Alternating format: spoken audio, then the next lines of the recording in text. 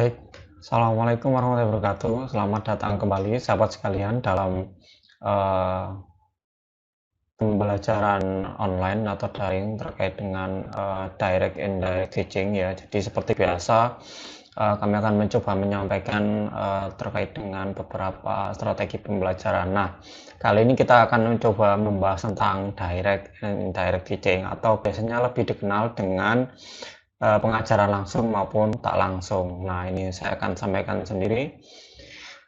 Yang pertama, ketika kita berbicara tentang pengajaran langsung tak langsung, itu biasanya berkaitan dengan, oh ini guru mengajar secara langsung diberikan kepada siswa, atau guru itu semacam memberikan sebuah guide-guide tertentu sehingga siswa itu mendapatkan konsep atau pembelajaran yang sebenarnya diinginkan oleh guru, tapi mereka diminta untuk aktif untuk mencari tahu ya dengan guidance-guidance tertentu.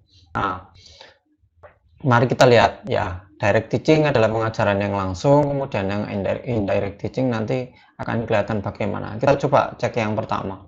Jadi di direct teaching ini strateginya itu selalu menempatkan guru sebagai pemegang kontrol utama dalam pelaksanaan pembelajaran. Jadi seringkali kita itu melihat ketika kita belajar atau pembelajaran seorang pendidik itu berada pada di depan kelas atau kalau di penjas itu di tengah lapangan ya, kemudian menyampaikan step by step pembelajaran mulai dari awal sampai akhir, semua hal yang dilakukan ya, transfer ilmunya adalah semuanya dari guru. Misalkan dari memberikan catatan di papan, menerangkan konsep A, konsep B, kemudian setelah itu minta mereka untuk menginstruksikan untuk mengerjakan beberapa pertanyaan, kemudian setelah itu dikumpulkan, kemudian diberikan penugasan lagi dan seterusnya. Jadi semua dikontrol oleh guru. Nah, bedanya dengan indirect teaching adalah guru dan siswa berbagi peran dalam proses pembelajaran. Jadi dalam penemuan konsep-konsep yang mereka temukan atau tugas belajar yang mereka temukan itu siswa juga aktif terlibat. Misalkan guru di awal menyiapkan langkah-langkah pembelajaran, misalkan membuat semacam tugas di awal, kemudian meminta siswa untuk mendiskusikan dengan temannya, dengan kelompoknya, kemudian kelompok itu berdiskusi dan sebagainya, kemudian di tengah-tengah pembelajaran menyampaikan diskusi dan sebagainya. Jadi di sini ada saling berperan, jadi tidak hanya guru yang mengontrol bahwa saya yang memberikan materi secara keseluruhan, kemudian silakan kerjakan step A, silakan kerjakan B, dan seterusnya.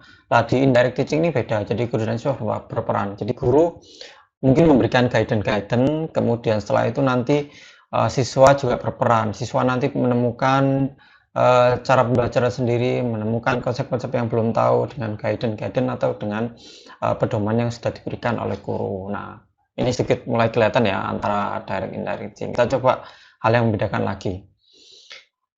Di dalam konteks pembelajaran praktik ya, itu biasanya seringkali itu memang ada hal-hal yang cenderung menggunakan direct teaching ya. Saya katakan demikian kenapa? Karena ada proses keterampilan gerak. Kalau ini dalam konteksnya penjas ya, saya mengatakan konteks dalam penjas dan olahraga itu berkaitan dengan keterampilan gerak yang paling dasar ya, artinya sesuatu gerak yang belum mereka ketahui sebelumnya itu perlu diberikan direct teaching. Kenapa demikian? Karena dikhawatirkan ada kesalahan pola gerakan dari anatomis tubuh dan sebagainya ya. Jadi hal-hal yang berkaitan dengan belajar keterampilan, contoh misalkan juga ada hal lain, misalkan di dalam praktikum sains atau kimia misalkan, itu untuk hal-hal yang sifatnya mereka belum tahu dan berbahaya, mungkin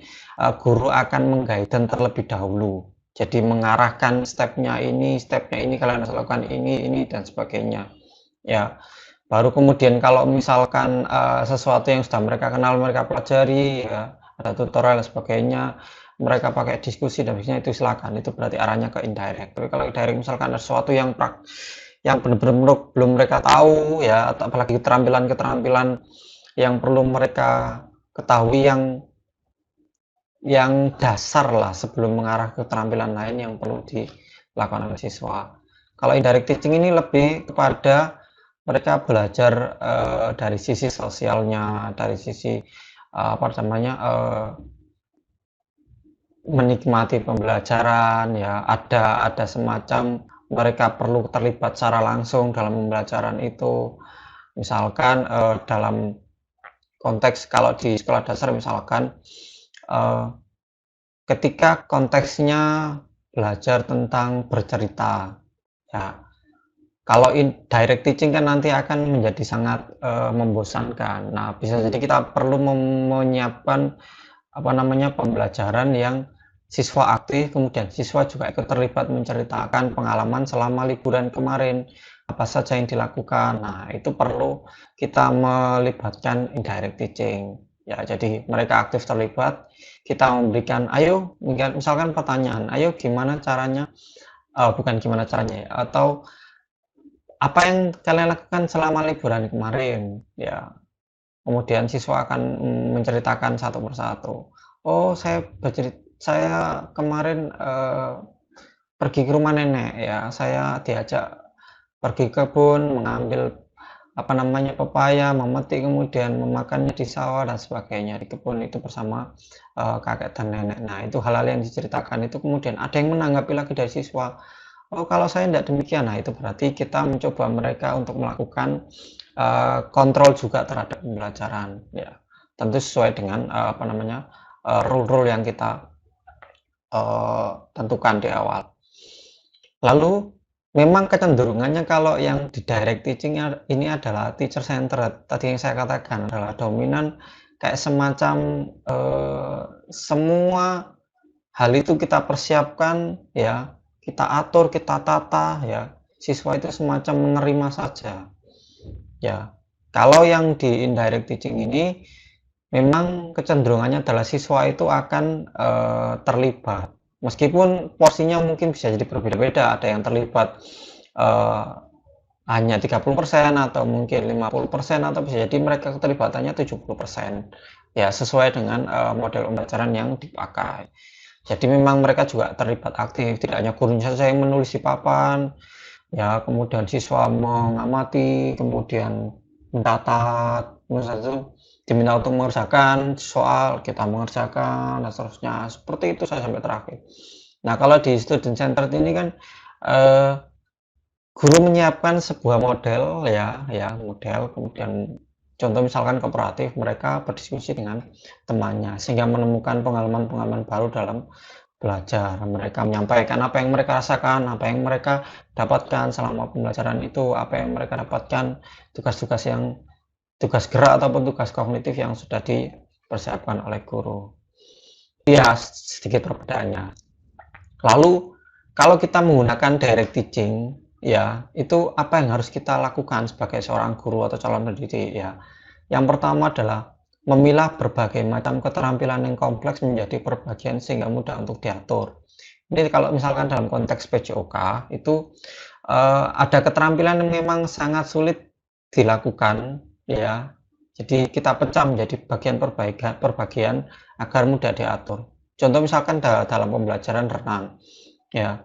Itu kalau langsung minta mereka untuk mencebur ke kolam renang itu saya pikir tidak akan mudah bagi orang yang tidak bisa berenang. Maka dari itu kita perlu memilah-milah bagian keterampilan itu menjadi hal-hal yang kecil, misalkan berenang mulai dari kaki ya, kemudian tadi diawali dengan mengapung, kemudian kakinya, kemudian seluruh gerakan tangannya dan seterusnya. Jadi yang keseluruhan yang sulit itu tadi kita bisa apa namanya bisa pretelling menjadi bagian-bagian yang paling sulit karena kontrolnya di guru semua ya.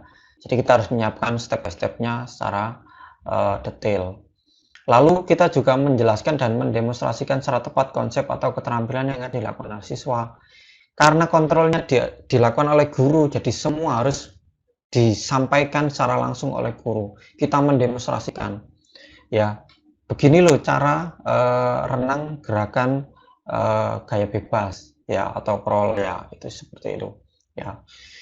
Nah, semua dipraktekkan oleh guru. Jadi perbagian dari gerakan tangannya, seterusnya, agar mendapatkan ketepatan konsep, agar mereka mendapatkan informasi yang tepat. Jadi tidak sampai mereka salah, oh ternyata gerakan gaya crawl itu yang saya tahu dari beberapa sumber itu seperti ini Pak. Nah ini berarti kan mereka mendapatkan sesuatu yang salah, maka dari itu ketepatan konsep itu perlu disampaikan oleh guru karena kita dalam konteksnya direct teaching. Selanjutnya, merancang tugas struktur materi yang telah dipelajari tutornya. Jadi karena kontrolnya dari guru, maka kita menyiapkan step by step-nya, termasuk struktur materinya, mulai dari apa dulu sampai apa dulu, kemudian tugas-tugas gerak yang dilakukan bagaimana, tugas-tugas konsep yang dilakukan harus bagaimana, step by step. Ya, nanti setelah ini saya mengontrolnya, kalian setelah ini ke sini, setelah ini ke sini, seterusnya. Jadi semuanya dirancang, terstruktur oleh guru. Siapa yang melakukannya? Gurunya itu sendiri yang merancang secara sistematis. Lalu meminta siswa untuk unjuk kerja atas keterampilan yang telah dipelajari serta memberikan umpan balik. Jadi ketika mereka, ayo silakan misalkan melakukan dribble kanan kiri, pindah ya, tangan kanan tangan kiri ya. Jadi 2 kali. Tidak hanya menggunakan satu tangan tapi menggunakan kanan dan kiri tangannya. Nah, itu setelah dilakukan setengah lapangan, kemudian setelah itu gurunya, ayo silakan tunjukkan Doni cara melakukan dribble dengan 2 tangan, satu, kemudian lagi itu tunjukkan. Dari unjuk kerja itu untuk mengontrol sudah sejauh mana konsepnya. Kalau masih ada salah, guru memperbaiki. Itu kamu kurang gerakannya, kurang apa namanya, kurang menekan, bukan dipukul, dribbling itu dan sebagainya seperti itu.